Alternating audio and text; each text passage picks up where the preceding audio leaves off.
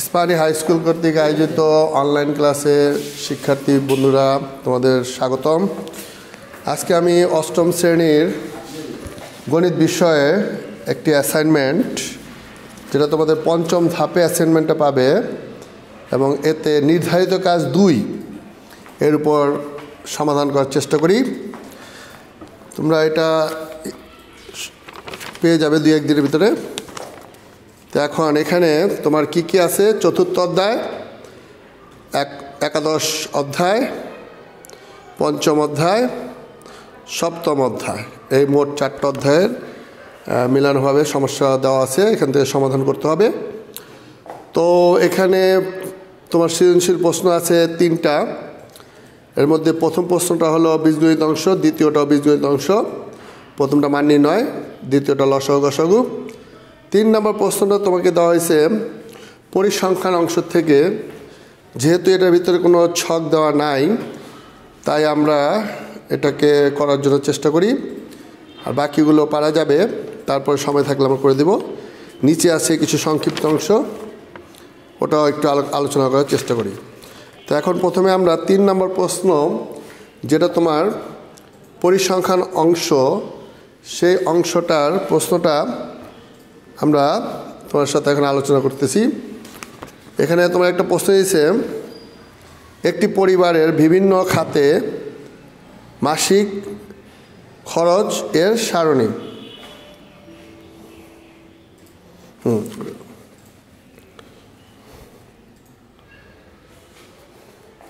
একটি পরিবারের বিভিন্ন খাতে মাসিক খরচের সারণী তোমাকে দিছে। একটা সারণীতে কোনো মান নাই, কিন্তু তোমাকে ছকটা যেরকম দিছে সেটা হলো খরচের খাত। খরচের খাত দিছে। খরচের খাতে কী কী আছে: মোবাইল চার্জ, অতিথি আপ্যায়ন, যাতায়াত, ঔষধ বা ঔষধদ্রব্য আর শিক্ষা সামগ্রী ক্রয়। আর টাকার পরিমাণটা দেওয়া নাই, গণসংখ্যাটাও দেওয়া নাই। এখানে বলছে ক নম্বরে, সারণীটি পূর্ণ করো তোমার নিজের পরিবারের আলোকে। ক্ষয় বলছে সারণী থেকে মধ্যক নির্ণয় করো, আর গয় বলছে সারণী থেকে আয়ত লেখো আঁকো। এবং এরপর একটু বলা আছে, আয়ত লেখো হতে তোমার নিজের পরিবারের খরচের কোন খাতে সবচেয়ে বেশি ব্যয় হয়েছে এবং কেন। তারপর প্রথম অংশটা করি, বলছে সারণীটি পূর্ণ করো। সারণীটি পূর্ণ করার জন্য বলছেন তোমার নিজের পরিবারের খরচ অনুযায়ী তুমি সারণীটি পূর্ণ করবে। তো নিজের খরচ আমরা একটা অনুমান ধরে নিলাম যে আমার মোবাইল চার্জ প্রতি মাসে লাগে 500 টাকা, অতিথি আপ্যায়নে লাগে 600, যাতায়াতে লাগে 700, ঔষধদ্রব্য ক্রয়ে লাগে 800 এবং শিক্ষা সামগ্রী ক্রয়ে লাগে 900 টাকা। এবার বলছে গণসংখ্যা অর্থাৎ জন, কয়জন ব্যবহার করে, কয়জনে এই কাজটা হইতেছে, সেটা হলো মোবাইল খরচ 500 টাকা, জন হলো 3 জন এই মোবাইল খরচটা করে। অতিথি আপ্যায়ন 600 টাকা, 9 জন অতিথি 1 মাসে আমার বাসায় আসছিল, তাদের খরচ হচ্ছে 600 টাকা। যাতায়াত আমরা 6 জন বাসার থেকে বিভিন্ন পথে যাই, বিভিন্ন জায়গায় যাই, তার জন্য দিলাম 6। আনুমানিক, এটা এমন না যেটা নির্দিষ্ট, এটা আনুমানিক ছক দেওয়া হয়েছে। ওষুধদ্রব্য মনে করলাম 4 জন ওষুধে খরচ হয় 800 টাকা। শিক্ষা সামগ্রী মনে করি 2 জন পড়াশোনা করে, 2 জনের খরচ হয় 900 টাকা। এইভাবে আমরা কয়ের ছকটা আনুমানিকভাবে তৈরি করলাম। এখন আমাদেরকে বলছে খ নম্বরে, সারণী থেকে মধ্যক নির্ণয় করো। এখন মধ্যক নির্ণয় করার জন্য আমরা কী করলাম, টাকার পরিমাণ, গণসংখ্যা এবং আরেকটা জিনিস সংযোগ করলাম, সেটা হলো যোজিত গণসংখ্যা। তো টাকার পরিমাণ আমাদের এখানে দেওয়া আছে 500, 600, 700, 800, 900। আর গণসংখ্যা আমরা অনুমানিক নিয়েছিলাম, সেটা 3, 9, 6, 4, 2। এটা যোগ করা হয় 24, মোট হয় 24। এখন যোজিত গণসংখ্যা কীভাবে বের করতে হবে, এই প্রথম যে গণসংখ্যা আছে 3, এই 3টাকে সরাসরি এখানে লিখতে হবে 3। তারপরে এই 3-এর সাথে 9 যোগ করে লিখতে হবে, 3 আর 9 যোগ করলে হয় 12। এরপরে এই 12-র সাথে 6 যোগ করে, 12 আর 6 যোগ করলে 18। 18-র সাথে 4 যোগ করে, 18 আর 4 যোগ করলে 22।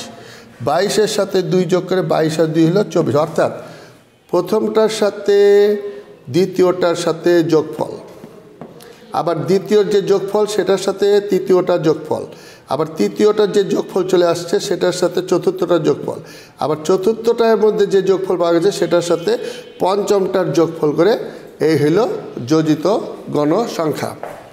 এখন আমাদের মধ্যক নির্ণয় করতে হবে। মধ্যক নির্ণয় করার জন্য আমি দেখতেছি যে আমার গণসংখ্যার যোগফল আসছে 24, গণসংখ্যার যোগফল 24। তাহলে এখানে এই গণসংখ্যার যোগফলকে n দ্বারা প্রকাশ করা হয়, n সমান 24। তাহলে এই 24টা কি জোড় সংখ্যা, যদি জোড় সংখ্যা হয় তাহলে মধ্যক নির্ণয়ের সূত্র আছে আমাদের, মধ্যক সমান কি আছে n/2 ও n/2 প্লাস 1তম পদের যোগফল।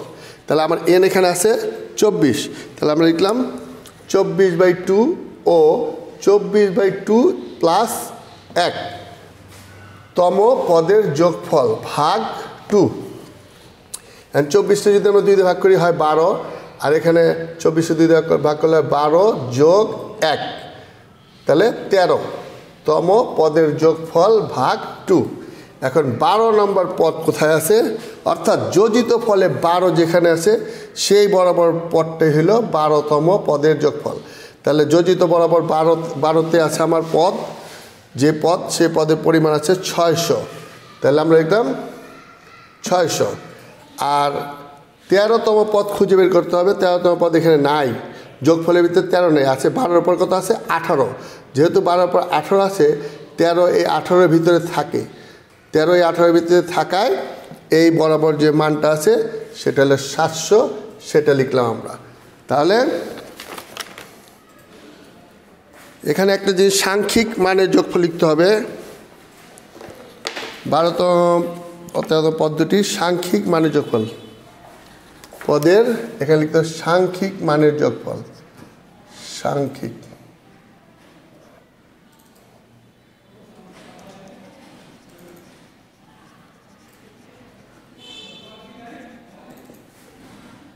সাংখ্যিক মানের যোগফল।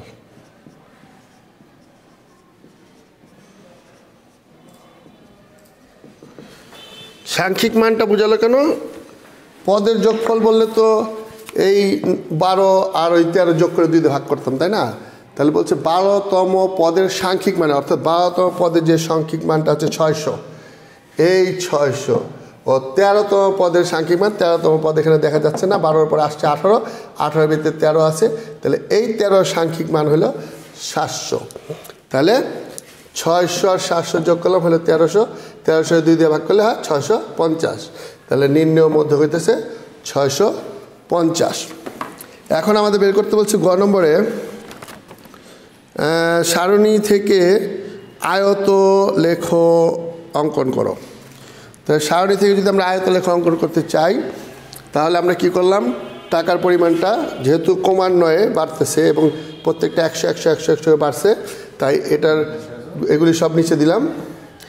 মনে করলাম যে 500 আর এই 600 এখানে 100 করে গ্যাপ আছে, আবার এখানে 100 গ্যাপ আছে, এখানে 100 গ্যাপ আছে, 100 গ্যাপ আছে, 100 গ্যাপ আছে, তাহলে প্রথম 500, পরেরটা 600, তারপরে 700, তারপরে 800, 900, 1000 পর্যন্ত নিলাম। আমার ছিল 900, আমি পরের স্টেপটা নিয়ে নিলাম। এবার 500 বরাবর আমার গণসংখ্যা 3, তাহলে এই 500 বরাবর আমি 3-এর এখানে 5 ঘর করে নিলাম, 5 ঘর করে নেওয়ার পরে আমি কি করলাম, 5 ঘর করে নিলে 5 10 15, 5 10 15, 15তে গিয়ে আমরা লিখলাম 3, ওখানে একটা ফোঁটা দিলাম। এবার আমার 600 বরাবর লিখতে বলছে 9, তো 9 হলে 5 নং 45 নম্বর ঘরে, 45 নম্বর ঘরে আমরা 9 লিখলাম, এখানে দিলাম একটা ফোঁটা দিলাম। তারপরে হলো 6, 700 ঘরে লিখতে বলছে 6, তাহলে 5 করে আমার প্রত্যেকটা ঘর নিছি, তাহলে 5 6 30, 30 নম্বর ঘরে আমি একটা ফোঁটা দিলাম। এবার 800 বরাবর হলো 4, তাহলে 4 যেহেতু বলা হয় 400 বরাবর, তাহলে 4 5 20, এখান থেকে 20 নম্বর ঘরে গিয়ে একটা ফোঁটা দিলাম। এরপরে 900 বরাবর আছে 2, 2 মানে হলো 5 দুগুণে 10, অর্থাৎ এখান থেকে 10 নম্বর ঘরে গিয়ে একটা ফোঁটা দিলাম। এবার আমরা স্কেল বসায় ওই ফোঁটা বরাবর সোজা নিচে দাগ দিব,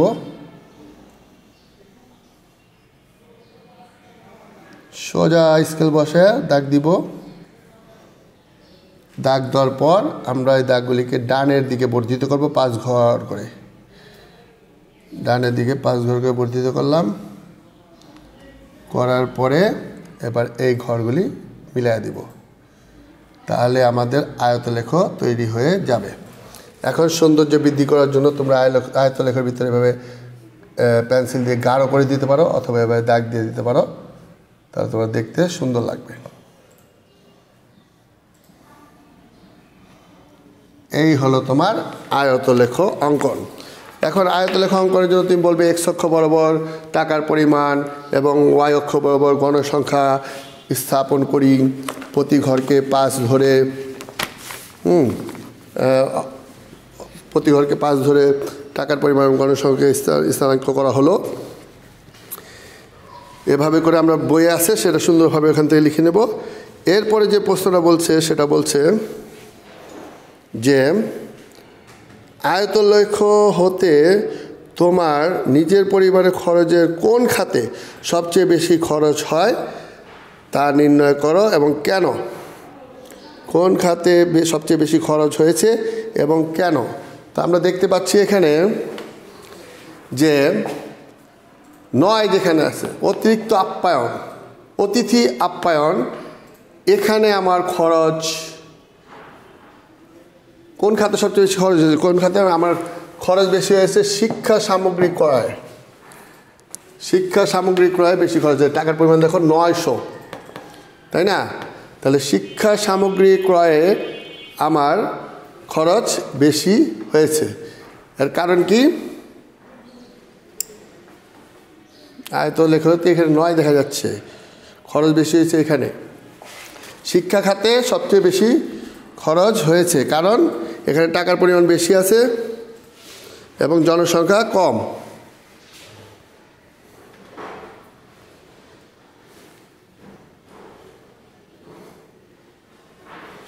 আয়ত হতে তোমার নিজের পরিবারের খরচের কোন খাতে সবচেয়ে বেশি খরচ হয়েছে এবং কেন। কোন খাতে সবচেয়ে বেশি খরচ হয়েছে এবং কেন। আয়ত হতে আমরা দেখতে পাচ্ছি যে আমাদের শিক্ষা খাতে সবচেয়ে বেশি খরচ হয়েছে কারণ এখানে টাকা লাগছে বেশি এবং জনসংখ্যা কম, সুতরাং শিক্ষা খাতে সবচেয়ে বেশি খরচ হয়েছে। তাহলে এটা মোটামুটি তোমাদের 3 নং প্রশ্ন উত্তরের সমাধান। এরপরে তোমাদের আমি কিছু সংক্ষিপ্ত প্রশ্ন উত্তর সমাধান করে দিচ্ছি যেগুলি তোমার এখানে আছে। বীজগণিতের অংশের থেকে সংক্ষিপ্ত অংশ আলোচনা করে দিচ্ছি। আমার মনে হয় তোমরা মোটামুটি অঙ্কটা বুঝতে পারছো এবং সুন্দর করে এখানে ছক দিবে, আবার খ যখন করবে তখন আবার এই ছকটা তুলে দিবে, গ যখন করবে তখন এই ছকটা আবার তুলে দিবে। ঠিক আছে, তাহলে আসো আমরা এবার পরের অংশ করি। সংক্ষিপ্ত প্রশ্নের কিছু উত্তর আমরা এখন করব।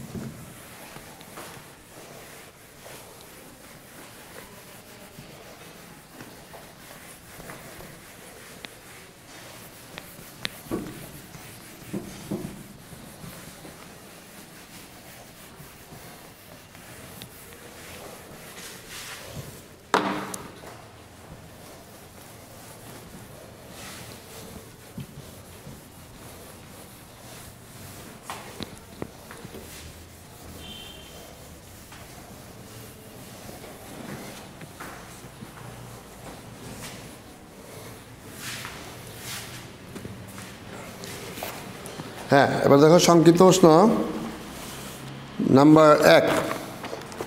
সংক্ষিপ্ত প্রশ্ন 1-এ বলা হয়েছে তোমার একটা ইয়া দিয়ে দিছে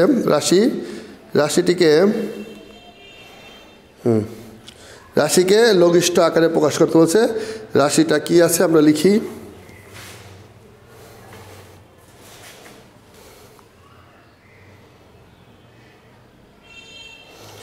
সংক্ষিপ্ত 1।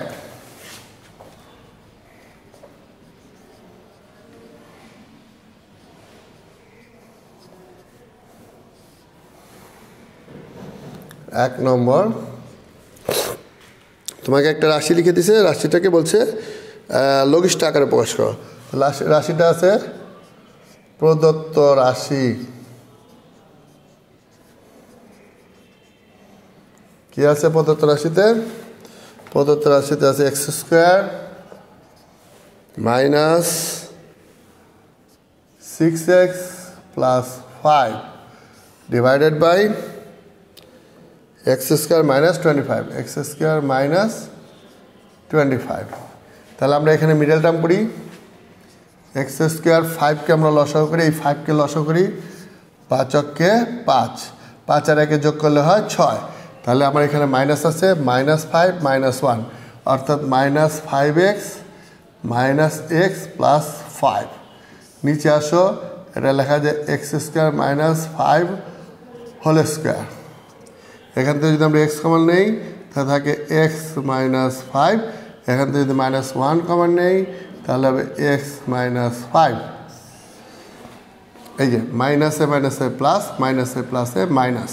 এবার এটা স্কোয়ার মাইনাস বি স্কোয়ার সূত্র ফেললে এ প্লাস বি ইন্টু এ মাইনাস বি, এ প্লাস বি ইন্টু এ মাইনাস বি। এবার আমরা এখান থেকে এখানে মিলে গেছে এক্স মাইনাস 5 আর এক্স মাইনাস 5 মিলছে, এটা আমরা কমন নেই, এক্স মাইনাস 5 কমন নিলে থাকে এক্স মাইনাস 5 চলে যাবে, থাকবে এক্স মাইনাস এক্স মাইনাস 5 চলে যাবে, থাকবে 1। নিচে আছে x plus 5 into x minus 5। তাহলে এবার যদি আমরা এক্স প্লাস 5 কাটি তাহলে থাকে X minus 1 by X plus 5। এটাই তোমার লঘিষ্ঠ আকারে হয়ে গেল। এবার 2 নম্বরে বলছে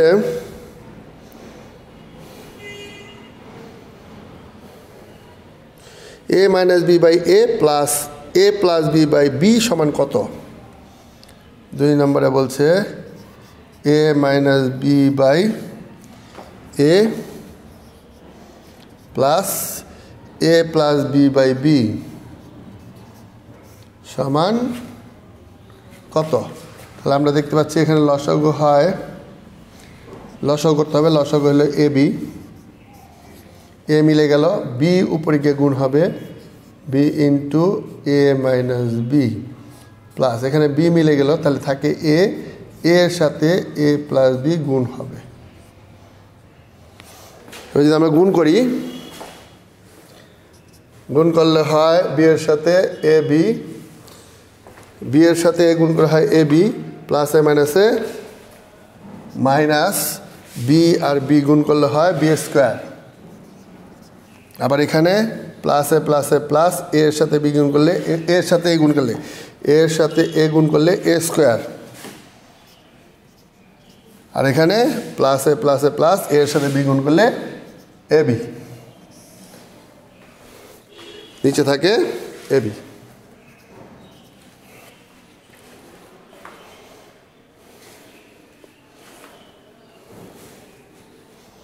এবার আমরা যদি ঠিক করে লিখি তাহলে হচ্ছে উপরে থাকে এ স্কোয়ার, আগে লিখলাম এ বি যোগ করলে হয় প্লাস 2ab, আর এখানে থাকে minus B square by A B. এটাই হলো এর উত্তর।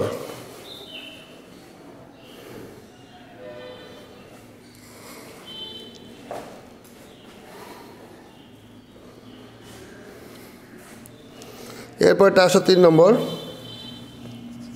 3 নম্বরে তোমাকে বলছে 1 বাই এক্স মাইনাস ওয়াই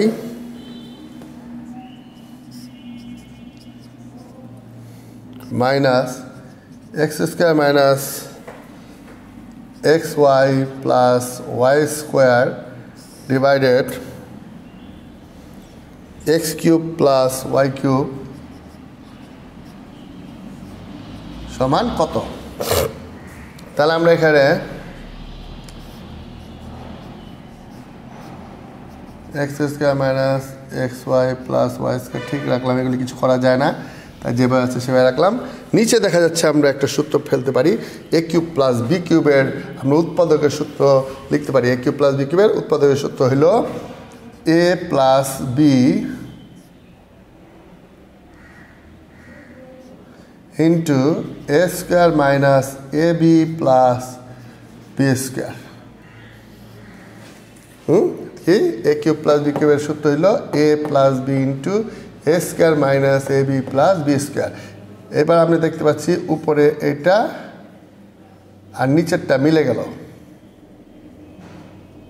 উপরে এই অংশ আর নিচের অংশ মিলছে, কাটাকাটি চলে গেল, থাকে 1/x minus Y plus 1/x plus Y.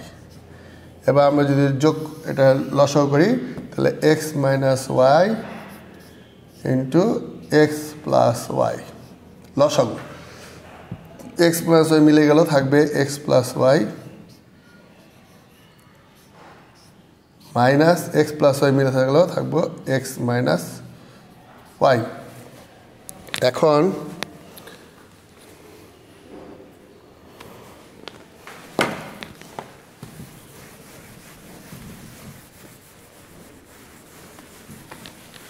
আমরা যদি এখান থেকে মাইনাস দিয়ে গুণ দিই তাহলে হয়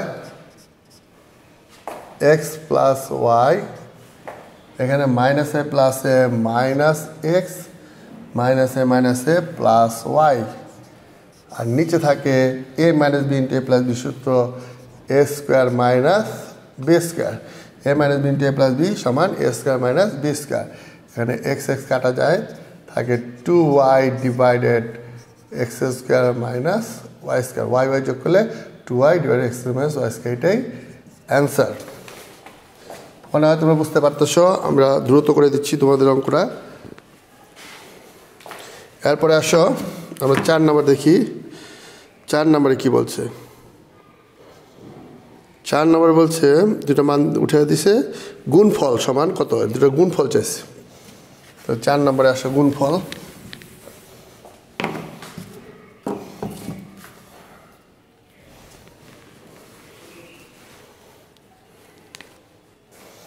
চার নম্বর গুণফল চাইছে 10 x to the power 5 y to the power b to the power 4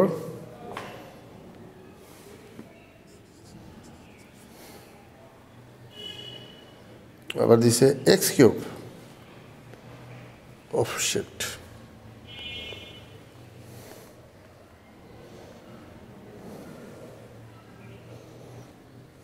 x square x to the b to the power 4 x square না z square, z cube, x to the 5 b to the 4 z cube divided 3 x square b square z, x square b square z into 15 y 5 b square z square by 2 y square a square x, এটা সমান কত বলছে আমাদের। তাহলে আমরা এটা করার জন্য প্রথমে আমরা ছোট করার চেষ্টা করি। আমরা দেখতে পাচ্ছি এখানে আছে x5,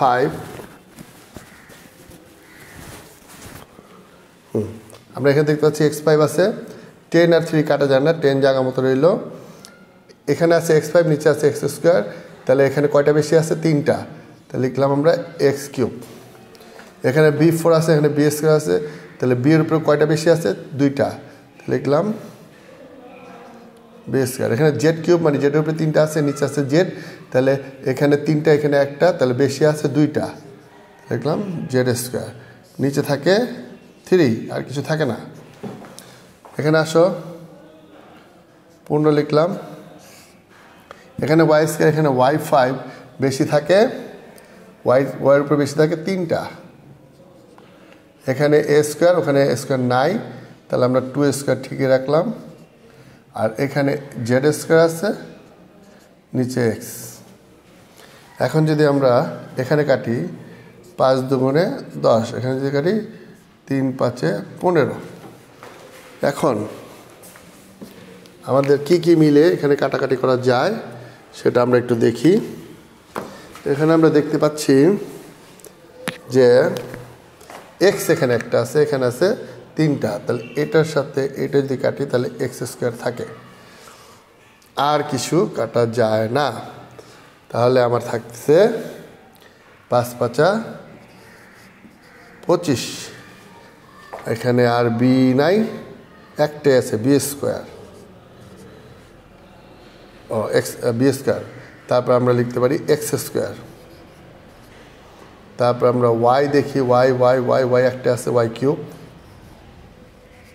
আর এখানে z² গুণ করলে z4। তাহলে কি থাকতেছে আমার? 5 5 25, b² x² আর নাই, তাহলে x², y³ আছে, z² গুণ করলে z4। তাহলে b4 ছিল, b² ছিল 4। হ্যাঁ, তাহলে এবার আসো নিচে কি থাকে? নিচে থাকতে শুধু a²। তাহলে এটাই হবে অ্যান্সার।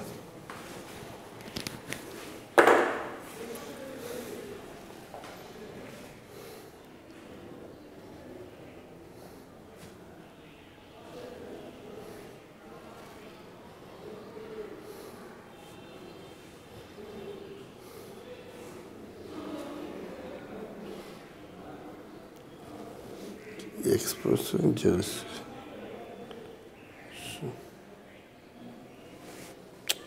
বুঝাও যান।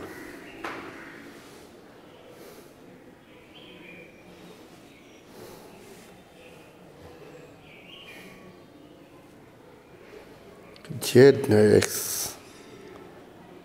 সম্ভবত সব এক্স।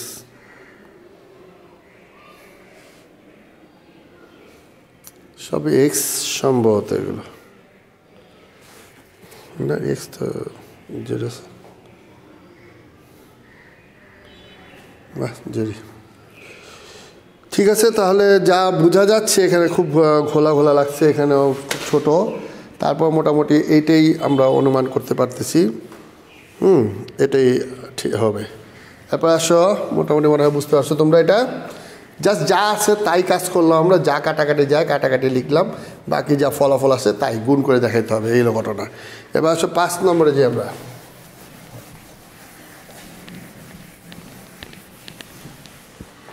5 নম্বরে তোমাকে বলছে ভাগ করতে। 5 নম্বরে আছে ভাগ। ভাগে কি আছে? উপরে আছে a² - b², আর নিচে আছে তোমার a² + ab + b² ভাগ, উপরে আছে a + b, আর নিচে আছে a³ - b³। এখন এটা করার জন্য আমরা কি করি? আগে ভাগ চিহ্নটা উল্টে দিই। a² - b², এখানে থাকে a² + ab + b²। এই ভাগটাকে যদি আমরা গুণ দিই তাহলে a³ - b³ যায় উপরে, আর নিচে থাকে a + b। এখন আমরা a² - b² সূত্র ফেললে থাকে a + b * a - b, আর নিচে এটা যা আছে ঠিকই থাকবে, a² + ab + b² ইন্টু এটা যদি a³ - b³ সূত্র ফেলি আমরা উৎপাদকের সূত্র, তাহলে a - b into a² + ab + b², নিচে থাকে a + b। এখন আমরা যদি কাটি তাহলে এখান থেকে a + b কাটা যায়, আর এটা পুরোটা মিলছে, এটা কাটা যায়, থাকে a - b into a - b, অর্থাৎ a - b whole square. a - b into a - b গুণ করলে হয় a - b হোল স্কোয়ার। তাহলে মোটামুটি এটা বুঝতে পারছো। 6 নম্বর বলছে সেট কাকে বলে? এটা আমরা তোমার বইয়ের 100 পৃষ্ঠা পেয়ে যাবে। সেট কাকে বলে? সেট হলো বাস্তব এবং চিন্তা জগতের সুসংজ্ঞায়িত কিছু সাংখ্যিক মানের সমষ্টি, সংগ্রহক বা সমষ্টি। সংগ্রহককে সেট বলে। যেমন ধরো 5টি বর্ণ লিখলাম, a b c d e, এটি কি? এটা হলো সুসংজ্ঞায়িত। এগুলো বোঝাই যাবে ABCD 5টা অক্ষর। হ্যাঁ, চিন্তা জগৎ এবং বাস্তব জগতের সুসংজ্ঞায়িত। যেমন 1 2 3 4 5 এটার মিলে একটা সেকেন্ড ব্র্যাকেট দিলেই এটা একটা সেট হয়ে যাবে। সেটে অবশ্যই সেকেন্ড ব্র্যাকেট লাগবে। আর সেট প্রকাশের তালিকা পদ্ধতি 116 পৃষ্ঠা আছে। তালিকা পদ্ধতিতে বলা হয়েছে কতগুলি সংখ্যাকে যদি একটি দ্বিতীয় বন্ধনী দ্বারা আবদ্ধ করা যায় তবে তাকে তালিকা পদ্ধতি বলা হয়। কতগুলি সংখ্যাকে যদি কমা ব্যবহার করে, কতগুলি সংখ্যার মাঝখানে কমা ব্যবহার করে করে পৃথক করে যদি একটি দ্বিতীয় বন্ধনীর মাধ্যমে প্রকাশ করা যায় তবে তাকে বলা হয়েছে কি? তালিকা পদ্ধতিতে সেট প্রকাশের নিয়ম। এখন তোমার আরেকটা প্রশ্ন আসছে 8 নম্বরে, A সমান 1 2 3 4 এর উপসেট কয়টি ও কি কি? তাহলে তুমি ওই দুটো সংখ্যা পেয়ে যাবে পৃষ্ঠা নাম্বার 115 116-তে। আচ্ছা, এবার বলছে তোমাকে একটা সেট দিয়ে দিয়েছে, এই সেটের উপসেট বের করতে বলছে। 8 নম্বরে দেওয়া আছে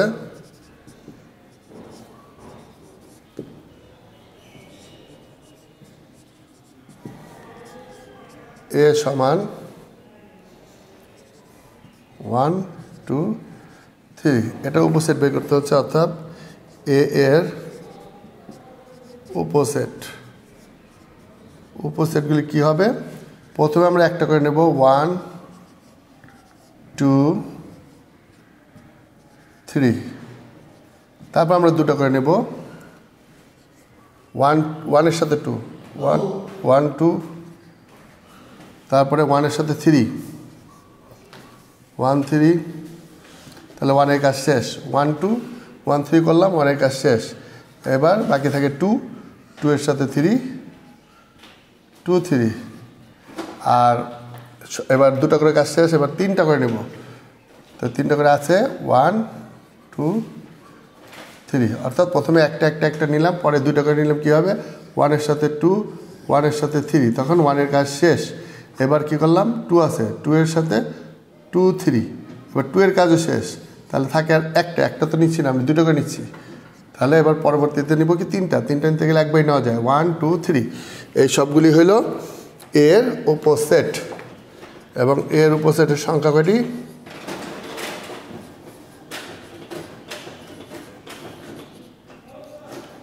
এর উপসেটের সংখ্যা হচ্ছে 1 2 3 4 5 6 7, 7টি। আর এর পাওয়ার সেট হইল 8টি। পাওয়ার সেট একটা বেশি হয়, উপসেট থেকে পাওয়ার সেট একটা বেশি হয়।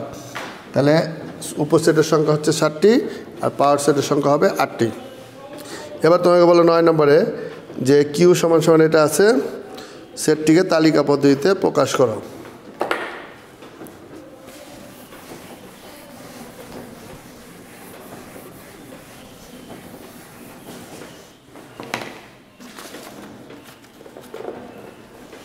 কিউ সমান একটা সেট দেওয়া আছে তোমার 8 নম্বরে দেওয়া আছে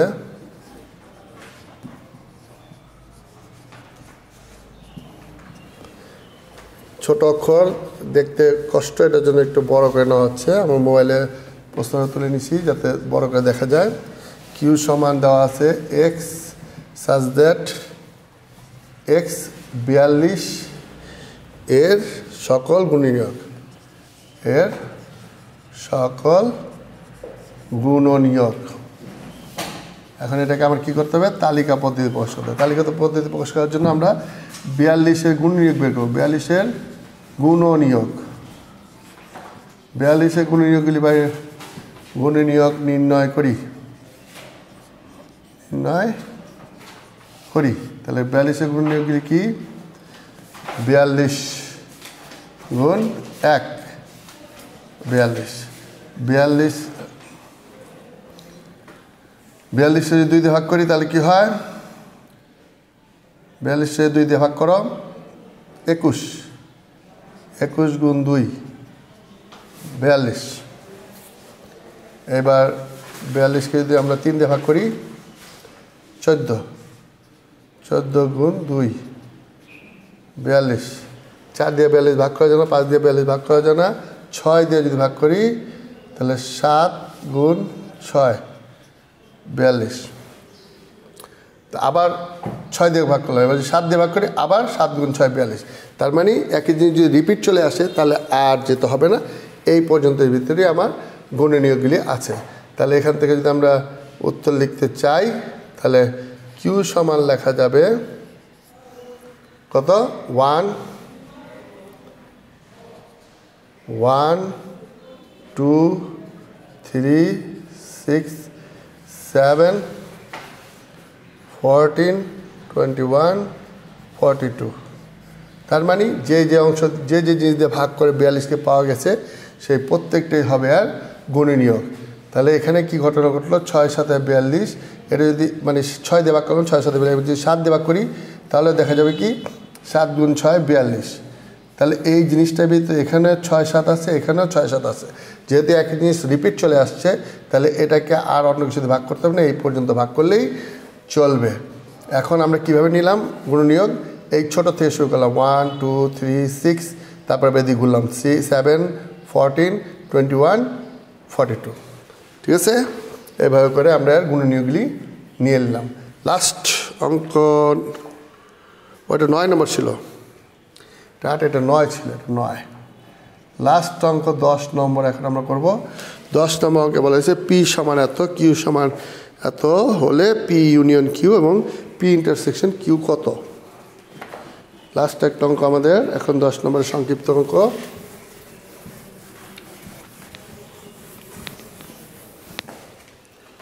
দেওয়া আছে 10 নম্বর, দেওয়া আছে পি সমান 2 3 4, ছোট অক্ষর দেখতে কষ্ট, এটার জন্য আমরা মোবাইলে তুলে বড় করে দেখছি প্রশ্নটা। কিউ সমান 1 3 5, পি সমান 2 3 4, কিউ সমান 1 3 5। অর্থাৎ বাই করতে হচ্ছে আমাকে P union Q. P union Q বের করতে গেলে আমরা কি করব, যেগুলি মিলবে সেগুলিও নিব, যেগুলি না মিলবে সেগুলিও নেব। অর্থাৎ লসাগু করার নিয়মে আমরা কাজটা করব।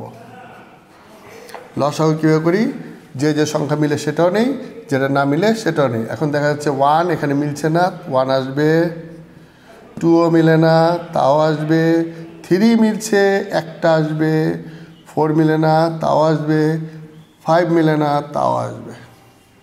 অর্থাৎ মিললেও আসবে, না মিললেও আসবে।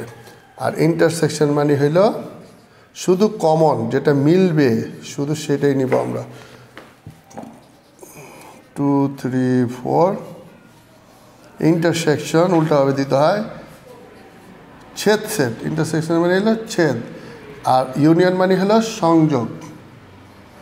কি করবো আমরা, যেটা জাস্ট মিলবে, জাস্ট কমন, যেটার ভিতরে 3 কমন, তাহলে 3 আসলো। যদি কোনোটাই না মিলতো তাহলে এটার মান হতো ফাঁকা সেট। না মিললে ইন্টারসেকশন হবে ফাঁকা সেট, আর মিলা গেলে যেটা মিলবে শুধু সেটাই আমরা লিখব। তো মোটামুটি তোমাদের জন্য যেটুকু কঠিন অংশ ছিল আমি সেই অংশগুলো করে দিলাম, সংক্ষিপ্ত অংশ 10টা, এবং তোমাদের একটা পরিসংখ্যানের অঙ্ক, এটা একটু জটিল ছিল, তো এই 2টা অঙ্ক আমরা করে দিলাম।